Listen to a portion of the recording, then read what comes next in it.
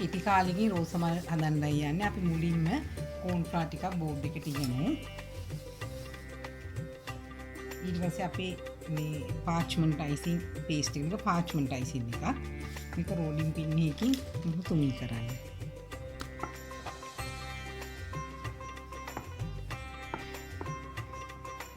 තුනී කරලා අවසන් අපි මේ වගේ කටහකින් රවුම් කපා ගන්න. 1යි 5ක් විතර කපා ගන්න. 2යි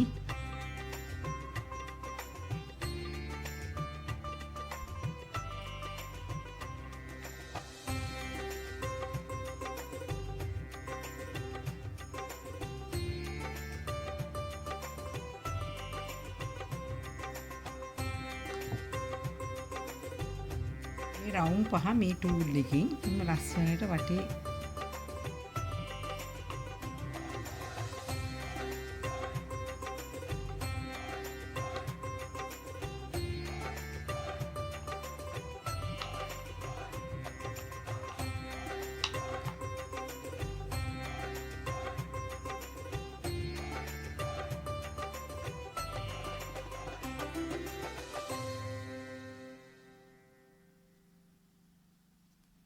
මේ වගේ පෙති පහම කරන්න.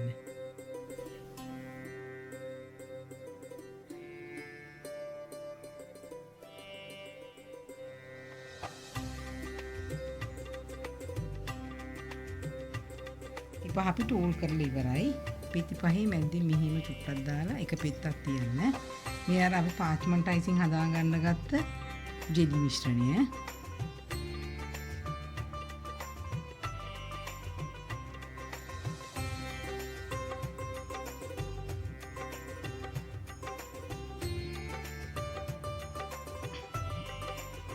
කරගෙන යන්න ඕන.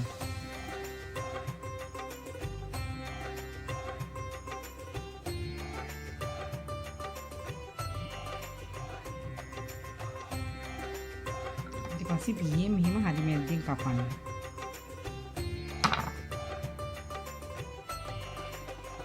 මේ පොඩ යටිපැත්ත වෙනස් කරලා මෙහෙම රෝස මල වගේ චුට්ටක් හදාගන්න.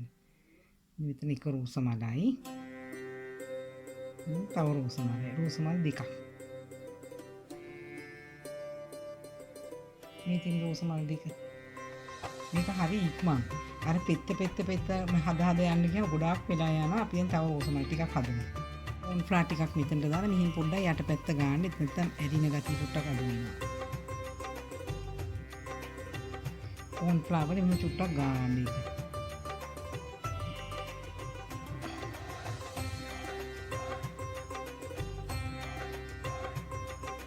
සමහර නවන විදිය බලන්න. මේ තනි පෙත්ත තියෙන රවුමට ඒ පෙත්ත මෙහිම රවුමටම නවන්න. එතන ඉඳන් නවාගෙන යන්න.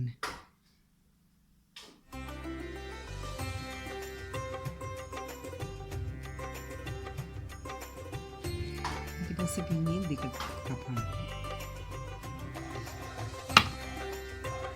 පිටි චුට්ටක් අතින් මෙහෙම හැඩ කරගන්න.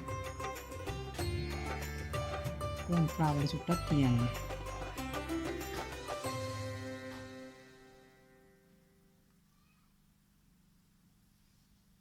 මේ තියෙන්නේ මං හදපු රෝස මල්. මම බොහොම කෙටි කාලයක් තුළ රෝස මල් 16ක් හැදුවා.